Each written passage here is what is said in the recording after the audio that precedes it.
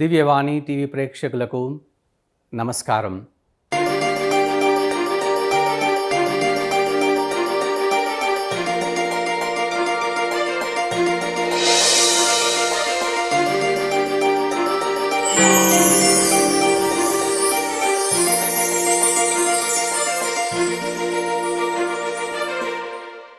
నా పేరు ఫాదర్ ఏరువ బాల. మా తల్లిదండ్రులు నాన్న పేరు ఏరువ ఎన్నారెడ్డి, అమ్మ ఫిలోమినమ్మ. నాకు ఇద్దరు అన్నలు, ఇద్దరు అక్కలు ఉన్నారు. నేను 1962వ సంవత్సరం మే నెల 15వ తారీఖు బ్రాహ్మణపల్లి గ్రామంలో జన్మించాను. నాకు 1 సంవత్సరం ప్రాయం ఉన్నప్పుడు మా కుటుంబం షేరిగూడెం గ్రామానికి వలస వెళ్ళింది. షేరిగూడెం గ్రామం వికారాబాద్ విచారణలో ఉంది. వికారాబాద్ విచారణ హైదరాబాద్ మేత్రాసనంలో ఉంది. అక్కడ మా కుటుంబం స్థిరపడిన తర్వాత మా తల్లిదండ్రులు ఎంతో భక్తితో, విశ్వాసంతో జీవించడం ప్రారంభించారు. ఒక చిన్న గ్రామం అయినప్పటికీ కూడా ఆ కుటుంబాలన్నీ కూడా భక్తితో, విశ్వాసముతో దేవుని నమ్ముకొని వ్యవసాయదారులుగా పనిచేసుకుంటూ జీవిస్తూ ఉన్నారు. మా గ్రామంలో ఒక చిన్న బడి ఉండేది. నేను మొదటి సంవత్సరం 1వ తరగతి అక్కడ చదివిన తర్వాత 2వ తరగతి చదవటానికి నన్ను బోర్డింగ్ స్కూల్కి జడ్చెల్ల నన్ను పంపారు. 2వ తరగతి పూర్తి చేసుకున్న తర్వాత 3వ తరగతి నుంచి 7వ తరగతి వరకు నేను తిమ్మాపూర్లో సెయింట్ ఫాతిమా స్కూల్లో చదువుకున్నాను. అయితే అక్కడ నాకు ఎంతో ప్రేరణ కలిగింది. సిఎస్ఏ సిస్టర్స్ ఆ స్కూల్ నడిపిస్తున్నారు కాబట్టి వారి యొక్క ప్రోత్సాహం వల్ల, అక్కడ ఉన్నటువంటి ఆ విచారణలో ఉన్నటువంటి గురువు వల్ల ప్రతిరోజు కూడా మేము గుడికి వెళ్ళేవాళ్ళం. నేను ఎంతో క్రమశిక్షణతో ఆ 3వ తరగతి నుంచి 7వ తరగతి వరకు చదువుకుంటూ పెరిగాను. మా గ్రామం నుంచి కూడా అనేక మంది బాలబాలికలు ఆ స్కూల్లో చదివారు. కాబట్టి నేను ఏ రోజు కూడా ఇంటికి వెళ్ళాలని ఆశపడలేదు. ఎంతో శ్రద్ధతో చదువుకున్నాను. మరి ముఖ్యంగా బోర్డింగ్ స్కూల్లో ఉన్నాం కాబట్టి నేను ప్రతిరోజు ఉదయం పూజలో పాల్గొనేవాడిని, సాయంత్రం జపమాలను ప్రార్థించేవాడిని. అందరూ కూడా ఒక కుటుంబముగా ఆ బోర్డింగ్లో భక్తి శ్రద్ధలతో ఉండేవాళ్ళు. ఆ సిస్టర్ల యొక్క ప్రోత్సాహం నన్ను ఇంకా ప్రేరేపించింది. నేను 7వ తరగతి ముగించుకున్న తరువాత సెయింట్ మేరీస్ హై స్కూల్ నందు సికింద్రాబాద్లో మళ్ళీ బోర్డింగ్ స్కూల్లో మా తల్లిదండ్రులు చేర్పించారు. 8వ తరగతి నుంచి 10వ తరగతి వరకు నేను సెయింట్ మేరీస్ హై స్కూల్ నందు చదివాను. సెయింట్ మేరీస్ హై స్కూల్లో కూడా ప్రతిరోజు నేను పూజ బలిలో పాల్గొన్నాను. అనేక మంది క్రైస్తవ విద్యార్థులు కూడా బోర్డింగ్లో ఉన్నారు కాబట్టి నేను కూడా ప్రతిరోజు పూజ బలిలో పాల్గొని క్రమశిక్షణతో పెరిగాను. ఆ క్రమశిక్షణ అనేది నేను బోర్డింగ్ స్కూల్లో ఉండడం వల్ల నాకు మెల్లగా ఆ ప్రేరణ కలిగించింది, గురువు కావాలన్నటువంటి ఆశ. మా విచారణలో వికారాబాద్లో ఆ రోజుల్లో ఫాదర్ తుమ్మా రాయప్ప ఉండేవాళ్ళు. వాళ్ళు మా గ్రామాభివృద్ధి కోసం ఎంతో కృషి చేశారు. ఆధ్యాత్మికంగా, ఆర్థికంగా మా గ్రామానికి అనేక సేవలు అందించారు. వారి యొక్క జీవితం నాకు ఎంతో స్ఫూర్తిని ఇచ్చింది. ఫాదర్ తుమ్మా రాయప్ప వలన మా గ్రామం ఎంతో అభివృద్ధి చెందింది, విశ్వాసంలో, మరి ముఖ్యంగా ఆర్థికంగా. తరువాత వచ్చినటువంటి గురువులు కూడా మా గ్రామాన్ని ఎంతగానో విశ్వాస జీవితంలో ప్రోత్సహించారు. వారు చేసినటువంటి పూజలు, మరి ముఖ్యంగా మా గ్రామంలో ప్రజలు చేసినటువంటి ఆ ప్రార్థనల వల్ల గ్రామం అభివృద్ధి చెందుతూ ఉంది.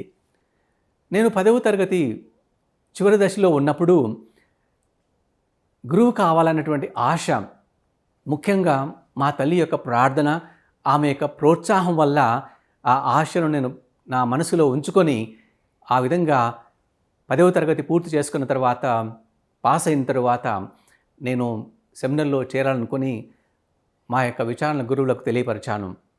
తరువాత వారు సెమినరీకి వెళ్ళడానికి లెటర్ ఇచ్చారు. నేను సెయింట్ జోసెఫ్ మైనర్ సెమినరీలో చేరాను.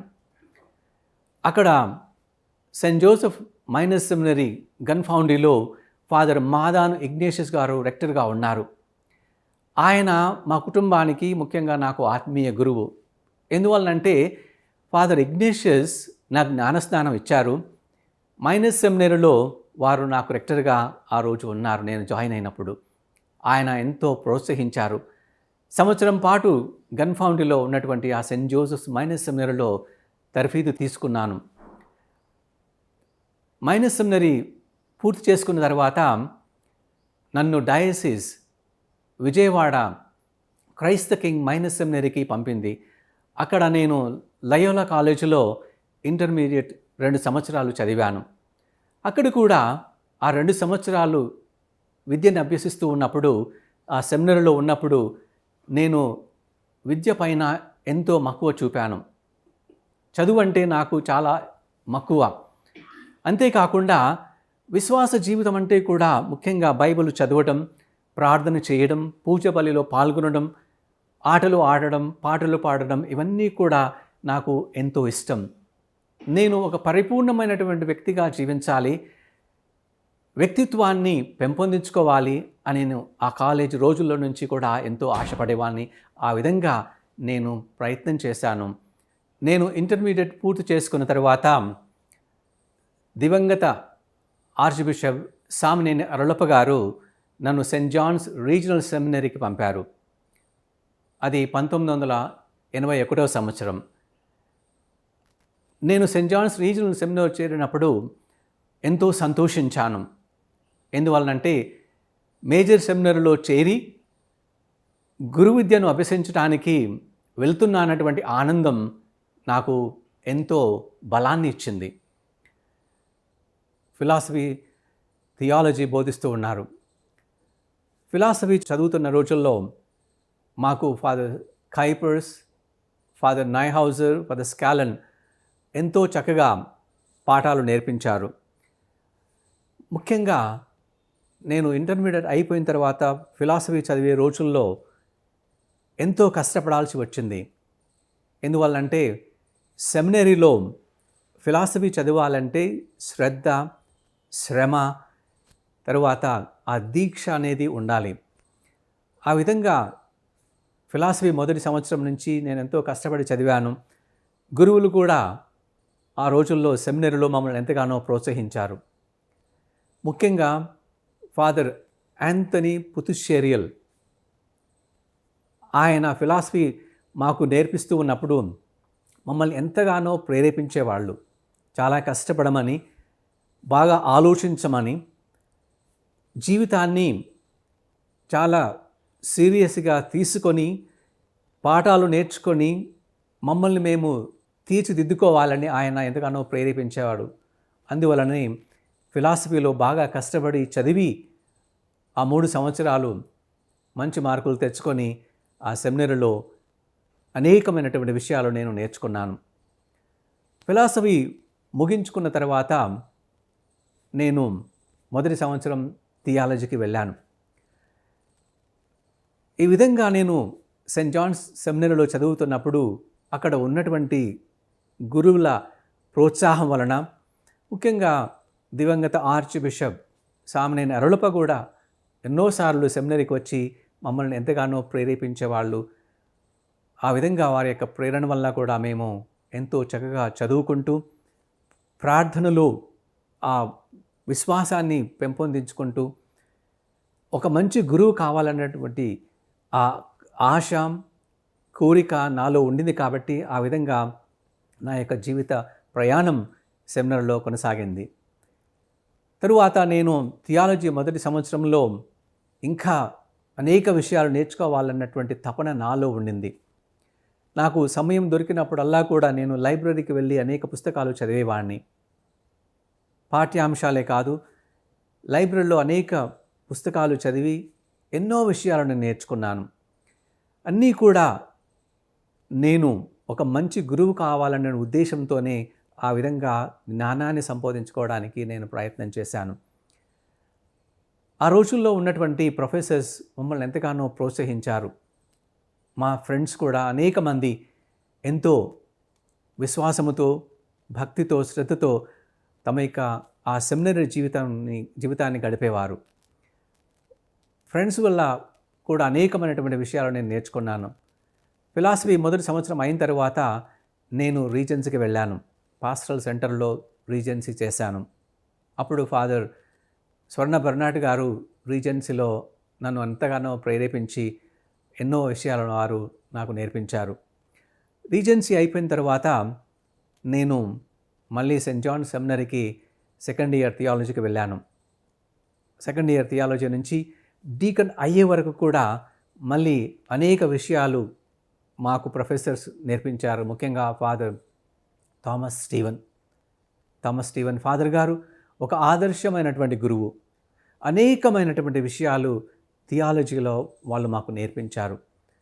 ఫాదర్ థామస్ స్టీవెనే కాకుండా మిగతా గురువులు కూడా మాకు చాలా చక్కగా అనేక విషయాలు బోధించారు, క్రమశిక్షణ నేర్పించారు. నేను అనేక విషయాలు నేర్చుకున్నాను. ఆ విధంగా నా జీవితం సెమినరీలో చాలా చక్కగా సాగింది. సెమినరీలో ఉన్నటువంటి ప్రతిరోజు కూడా నేను నా యొక్క జీవితం గురించి ఆలోచించేవాడిని, ప్రార్థించేవాడిని. ఏ ఒక్కరోజు కూడా నేను నా యొక్క పిలుపు గురించి నేను వెనుకంజ వేయలేదు. దేవుడు నన్ను ప్రోత్సహించాడు, స్ఫూర్తినిచ్చాడు, బలాన్నిచ్చాడు. ఆ విధంగా నేను సెమినరీ జీవితాన్ని ముగించుకొని 1989వ సంవత్సరం నేను మార్చి 14వ తారీఖు దివంగత ఆర్చ్ బిషప్ అరళప గారిచే గురుపట్టాభిషేకం పొందాను. నేను గురువు కాబోతున్నానని ఆ డేట్ నిర్ణయించిన తర్వాత నా తల్లి ఆనందం చెప్పలేనిది.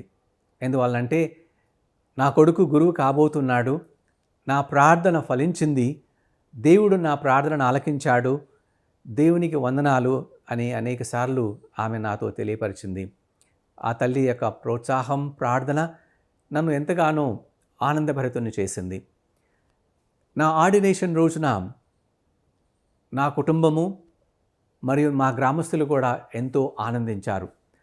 ఆ రోజుల్లో మా గ్రామానికి మంచి బాట లేదు. అయినా కానీ అనేక మంది గురువులు వచ్చారు, కన్యాస్త్రీలు వచ్చారు, బంధువులు వచ్చారు. అందరూ కూడా ఆనాటి గురుపట్టాభిషేక మహోత్సవంలో పాల్గొని నా కోసం ప్రార్థించారు. మా కుటుంబం ఎంతగానో సంతోషించింది. మా గ్రామం కూడా, ప్రజలందరూ కూడా ఎంతగానో సంతోషించారు. నా గురుపట్టాభిషేకం తరువాత 15 రోజులకి నేను సెయింట్ మేరీస్ బసిలికా సికింద్రాబాద్ నందు అసిస్టెంట్ గురువుగా సామ్నేన్ అరళప్ప అతిమేత్రాన్లు నన్ను నియమించారు. దాదాపుగా సంవత్సరం పాటు నేను సెయింట్ మేరీస్ బసిలికాలో అసిస్టెంట్ గురువుగా పనిచేశాను. ఆ సంవత్సరం పాటు ప్రతిరోజు కూడా ప్రసంగాలు తయారు కావడం, పూజ బలిని సమర్పించడం. ముఖ్యంగా హైదరాబాదు సిటీలో ప్రతిరోజు ఇంగ్లీష్లో పూజ ఉంటుంది కాబట్టి ఎంతో చక్కగా ప్రసంగాలు ఇవ్వటానికి నేను ప్రయత్నం చేశాను. ఆ విధంగానే చేయగలిగాను. అప్పుడు ఫాదర్ జూలియన్ స్టడన్ విచారణ గురువుగా సెయింట్ మేరీస్ బసిలికాలో ఉన్నారు. ఆయన కూడా ఎంతో ప్రోత్సాహాన్ని ఆయన అందించారు. సంవత్సరం పాటు సెయింట్ మేరీస్ బసిలికాలో పనిచేసిన తర్వాత అరళప్ప గారు మే నెలలో నన్ను సెయింట్ విన్సెంట్స్ చర్చ్ నేదునూరుకు పంపారు. అది హైదరాబాదుకు దాదాపుగా 50 కిలోమీటర్ల దూరంలో ఉంది.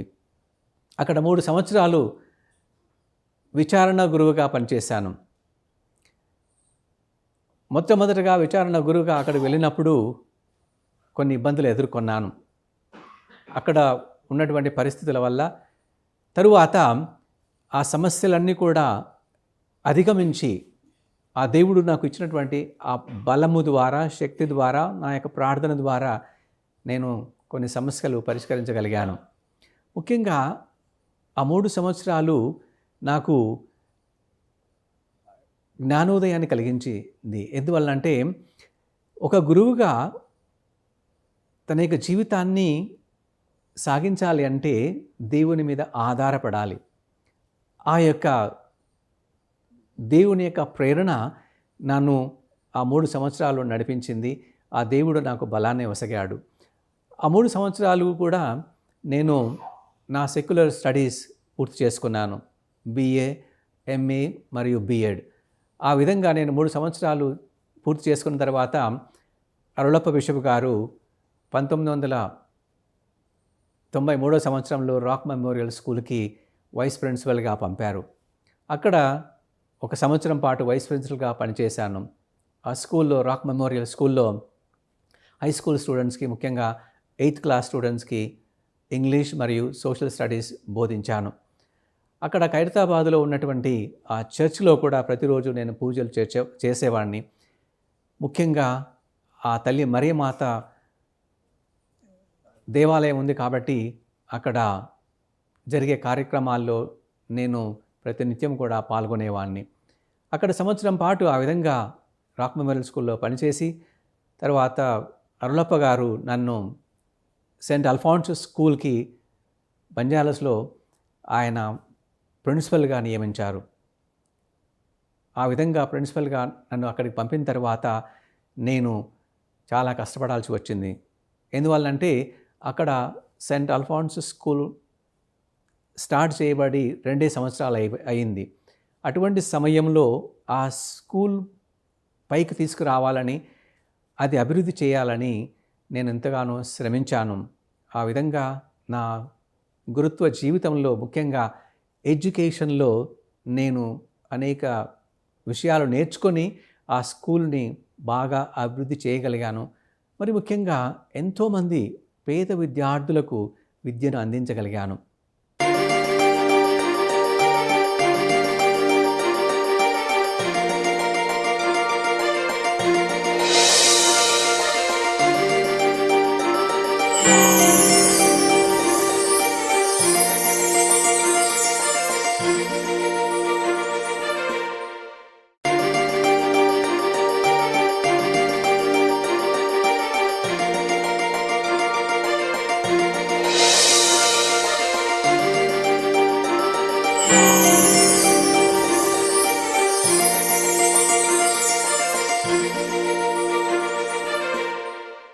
ఆ రోజుల్లో 1994 సంవత్సరంలో ఆ స్కూలు ఎంతగానో అభివృద్ధి చేశాను.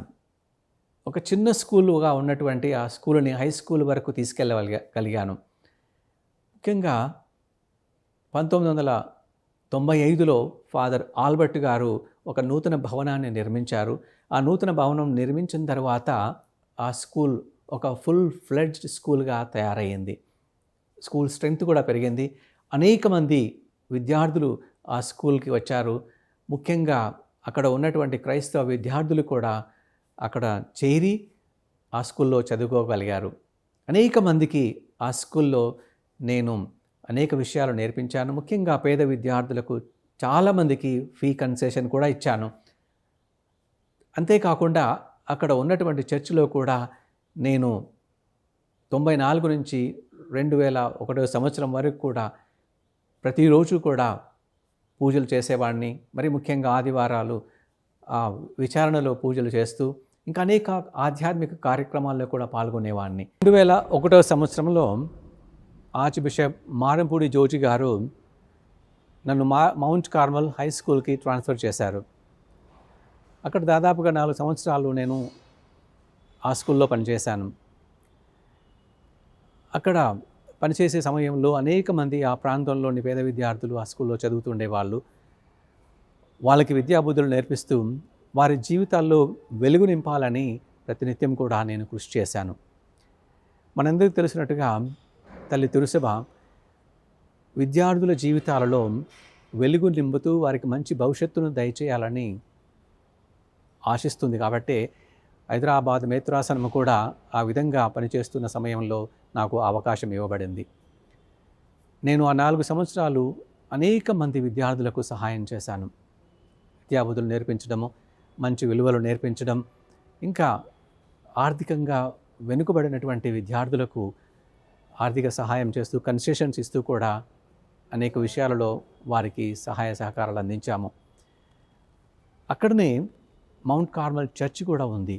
ఆ చర్చిలో కూడా నేను ప్రతి కార్యక్రమంలో, ఆధ్యాత్మిక కార్యక్రమంలో పాల్గొంటూ, మరి ముఖ్యంగా ఆదివారాల్లో పూజ చేస్తూ, ప్రసంగాలిస్తూ అనేక మందికి ఆధ్యాత్మిక సేవలు అందించగలిగాను. నాండ్రికల్ గ్రామానికి విచారణ గురులుగా పంపారు. అక్కడ 3 గ్రామాలు ఉన్నాయి. ఆ 3 గ్రామాల్లో కూడా నేను ఆ ప్రజలకు ఆధ్యాత్మిక సేవలు అందించాను. ఆ 3 సంవత్సరాలు నాకు ఎంతగానో అనుభవాన్ని ఇచ్చాయి. ఎందువల్లంటే చాలా సంవత్సరాలు హైదరాబాద్ నగరంలో పనిచేసిన తర్వాత ఒక గ్రామానికి వెళ్ళి పనిచేయడం, ముఖ్యంగా ఆధ్యాత్మిక కార్యక్రమాలను వారికి అందించడం, మరీ ముఖ్యంగా పూజ, తర్వాత దేవుని వాక్కును వారికి అందించడం నాకు చాలా సంతోషాన్ని ఇచ్చింది. అంతేకాకుండా కొంతమంది సహాయానికి వచ్చినప్పుడు కూడా వారికి నేను సహాయాన్ని అందించగలిగాను. వారు కూడా ఆ సహాయానికి కానీ ఎంతగానో రుణపడి ఉన్నారు. 3 సంవత్సరాలు అయిన తర్వాత మళ్ళీ నేను హైదరాబాద్ నగరానికి సెయింట్ జోసెఫ్స్ మైనర్ సెమినరీకి ట్రాన్స్ఫర్ చేయబడ్డాను. అక్కడ 4 సంవత్సరాలు సెయింట్ జోసెఫ్స్ మైనర్ సెమినరీ తిరుమలగిరిలో సెమినరీలో జాయిన్ అయినటువంటి విద్యార్థులకు, సెమినేరియన్స్కి పాఠాలు బోధిస్తూ ఇంకా అనేక విషయాలు వారికి నేను బోధించగలిగాను. ఆ విధంగా 4 సంవత్సరాలు సెమినరీలో పనిచేసిన తర్వాత 2012వ సంవత్సరంలో అమెరికా వెళ్ళాలని బిషప్ గారిని పర్మిషన్ అడిగినప్పుడు వాళ్ళు పర్మిషన్ ఇచ్చారు. నాకు న్యూయార్క్ ఆర్చ్ డయాసిస్లో స్టాటన్ ఐలాండ్లో సెయింట్ సిల్వెస్టర్ చర్చ్లో ఒక అవకాశం లభించింది. అక్కడికి వెళ్ళగలిగాను. దాదాపుగా 4 సంవత్సరాల పాటు, 4.5 సంవత్సరాల పాటు అక్కడ నేను పనిచేశాను. ఇక్కడ ఇండియాలో పనిచేసిన అనుభవం ఒకటి, అమెరికాలో పనిచేసినటువంటి అనుభవం మరొకటి. అక్కడ అనేక విషయాలు నేను తెలుసుకోగలిగాను. భగవంతుడు నాకు అవకాశాన్ని ఇచ్చాడు. నేను అక్కడ ప్రసంగాల ద్వారా, మరి ముఖ్యంగా ప్రజలతో మమేకమై నా యొక్క ఇక్కడి అనుభవాలను వాళ్ళతో పంచుకుంటూ, విశ్వాసాన్ని వాళ్ళతో పంచుకుంటూ, ఆ దేవుని యొక్క ప్రేమను కూడా అక్కడ వారికి పంచగలిగాను, సేవ చేయగలిగాను. ఆ 4.5 సంవత్సరాలు ఆ విధంగా నా జీవితం అక్కడ ఎంతో తృప్తికరంగా ఉండింది. తరువాత నేను 2016వ సంవత్సరం డిసెంబర్లో తిరిగి ఇండియా రాగలిగాను. ఇక్కడికి వచ్చిన తర్వాత బిషప్ గారు నన్ను వలేరియన్ గ్రామర్ స్కూల్కి పంపారు. అక్కడ దాదాపుగా 2 సంవత్సరాలు వలేరియన్ గ్రామర్ స్కూల్లో పనిచేశాను. అది కూడా ఒక రకమైనటువంటి అనుభూతి. ఎందువల్లంటే ఆ ప్రాంతంలో అనేక మంది విద్యార్థులు చుట్టుప్రక్కల ప్రాంతాల నుంచి వచ్చి అక్కడ స్కూల్లో చదివేవాళ్ళు. వలేరియన్ గ్రామర్ స్కూల్కి కూడా ఒక హాస్టల్ ఉంది. అనేక మంది పేద విద్యార్థులు అక్కడికి వచ్చి చదువుకునేవాళ్ళు. వాళ్ళకు కూడా నా వంతు సహాయాన్ని అందించేవాడిని. వారిని మంచి విద్యాబుద్ధులతో, నైతిక విలువలతో వారికి ఎంతగానో నేను తోడ్పడేవారిని. ఆ విధంగా వలేరియన్ గ్రామర్ స్కూల్లో నేను ఎంతగానో కృషి చేశాను. దేవుడు నాకు మంచి అవకాశాన్ని దయచేశాడు. అనేక మంది విద్యార్థుల జీవితాలలో నేను దేవుని యొక్క కృప వలన వెలుగుతో నింపగలిగాను. వారికి విద్య అనే సంపదను వారికి ఇవ్వగలిగాను. అందువలన దేవునికి ఎంతగానో నేను రుణపడి ఉన్నాను. నన్ను పిలిచి ఇతరులకు సేవ చేసే అవకాశాన్ని ఆ భగవంతుడు నాకు దయచేశాడన్నటువంటి ఆ తృప్తి, ఆ ఆనందం నాకు మిగిలింది. 2023వ సంవత్సరంలో కార్డినల్ పూల అంతోని గారు నన్ను సెయింట్ మేరీస్ కాలేజ్ ఆఫ్ ఫార్మసీకి డైరెక్టర్గా నియమించారు. అప్పటి నుంచి ఇప్పటి వరకు కూడా నేను ఆ కాలేజీలోనే డైరెక్టర్గా పనిచేస్తూ ఉన్నాను. ఇంతవరకు నేను డైరెక్టర్గా ఎక్కడ పని చేయలేదు. ఇక్కడికి వచ్చిన తర్వాత సెయింట్ మేరీస్లో అనేక విషయాలు తెలుసుకున్నాను. ఈ కాలేజీలో 4 సంవత్సరాలు ఇంటర్మీడియట్ అయిపోయిన తర్వాత విద్యార్థులు బీ ఫార్మసీ చదువుతూ ఉంటారు. ముఖ్యంగా ఫార్మాస్యూటికల్ ఇండస్ట్రీకి సంబంధించినటువంటి కోర్సెస్ ఈ విద్యార్థులు చదువుతూ ఉంటారు. చివరిగా క్రైస్తవ తల్లిదండ్రులకు ఒక మనవి. తిరుసభలో పనిచేయడానికి ఈ రోజుల్లో, ముఖ్యంగా ఈ హైటెక్ యుగంలో చాలామంది పిల్లలు రావడం లేదు. ముఖ్యంగా అనేక రంగాల్లో ప్రవేశిస్తున్నారు.